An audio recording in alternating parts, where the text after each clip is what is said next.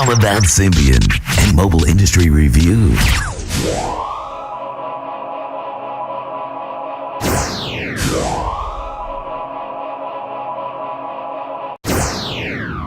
Two things.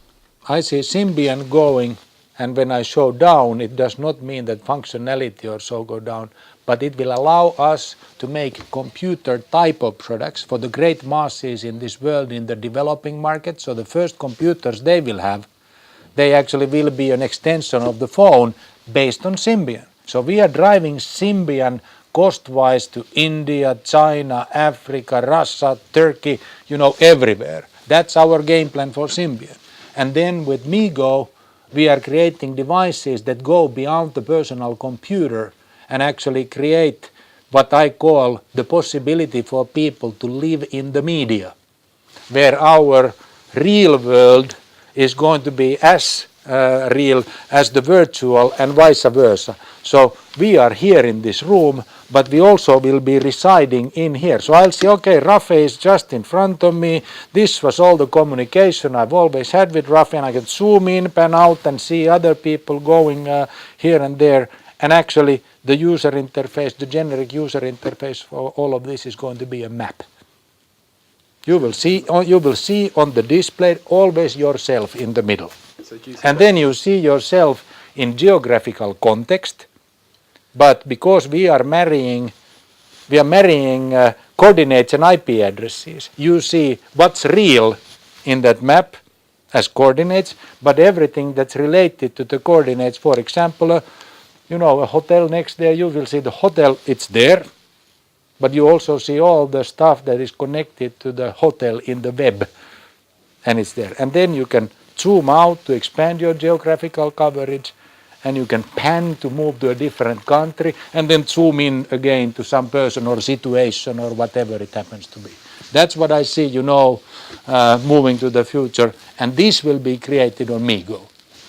We ship 500 million boxes a year, and I'm doing everything in my powers to ensure that that continues, and what's inside is going to be higher value to the consumers than the previous box they got. And that's the only insurance I have.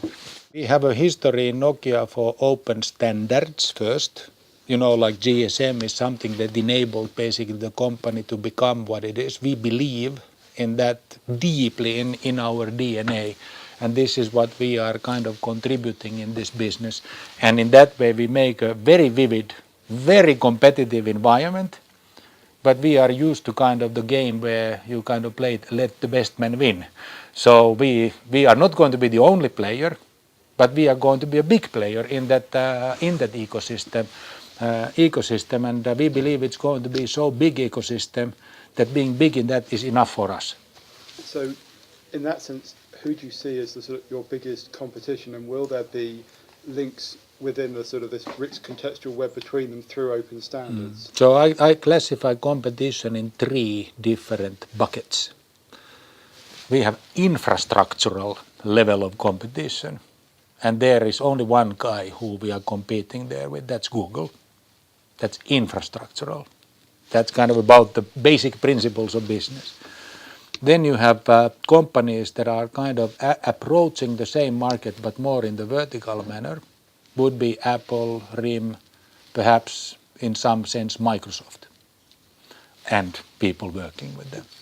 And then we have the third bucket of competitors, which are people that we used to compete heaviest with, which are handset makers, branded handset makers. And in our transformation from being a mobile phone company into becoming a platform and solutions company, we kind of have to take on all these fronts. And that's what we are determined to do.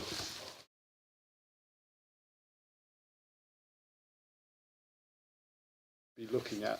What you should be looking at is, of course, still how many devices we ship, because we monetize most of our know-how still based on how many devices we ship. Second thing is, we report this, how many active users for Nokia solutions we have. That's a very important KPI. And third, I think, is, how much are other people making money on the ecosystem that Nokia has created. And, there are methods how this will be calculated. And those are the three most important measures.